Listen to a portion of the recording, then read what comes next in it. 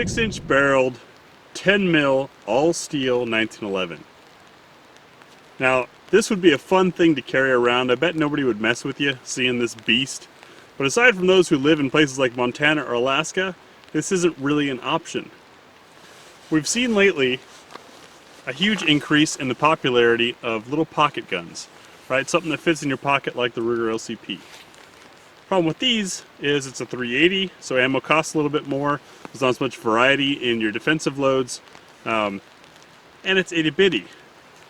What if you could have something this same size that fits in a pocket, but in 9mm? Just for comparison's sake, almost the same size gun, but the Diamondback DB9 offers you the power, ammo variety, and availability of 9mm. Let's see how it shoots.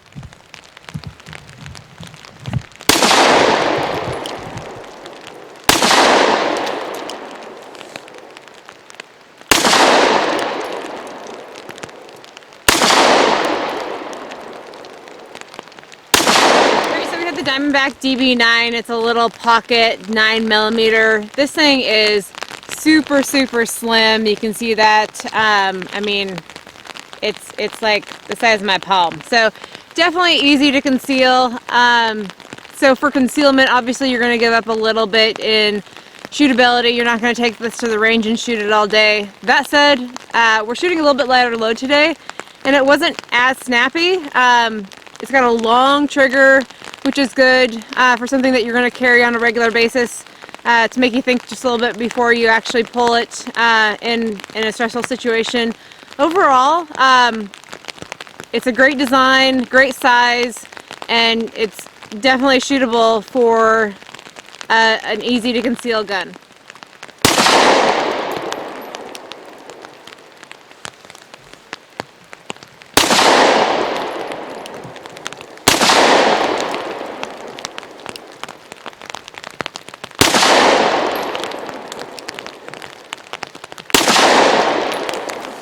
Alright, so Diamondback DB9, a pocket gun in 9mm. As we saw before, it's only slightly larger than the famous Ruger LCP, but offers you the power and availability of 9mm. Whenever you go to a pocket gun or something this small, you are going to give up some things. In order for it to be small and light, you lose some of the ability to handle recoil, so it ends up being a snappier gun. We moved to some lighter loads for these groupings and found it to be much more pleasant to shoot. Accuracy, plenty for a pocket gun like this, bearing in mind that the target is basically falling over because we're in Oregon and it's raining. But overall, your functional safety is that trigger. As you can see, I can bang my finger on it and it's not going to go off. It's a double action only type feel to it. Slide does not lock back on an empty magazine, but this is either a backup or a pocket gun, so that's the norm and acceptable. If given the choice between this and a 380, I think this might be a better way to go, but you have to be careful on your ammo selection.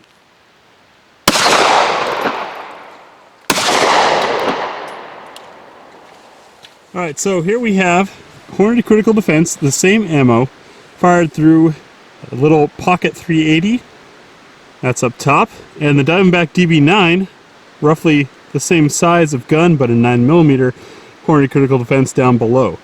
What you can see is we got a much better, longer wound cavity and bigger opening out of the Diamondback DB9, which means if you're trying to decide between a pocket 380 or the pocket 9mm, the 9mm is a better option, not to mention the ammo is less expensive.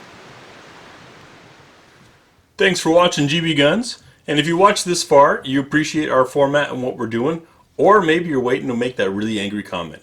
Either way, click the big griffin up here to subscribe, the link over here to show you a related video based on what you just watched, or down here is the playlist relevant to this video. Once again, we appreciate your feedback, your comments. Join us on Facebook, Instagram, and we'll see you in the next video.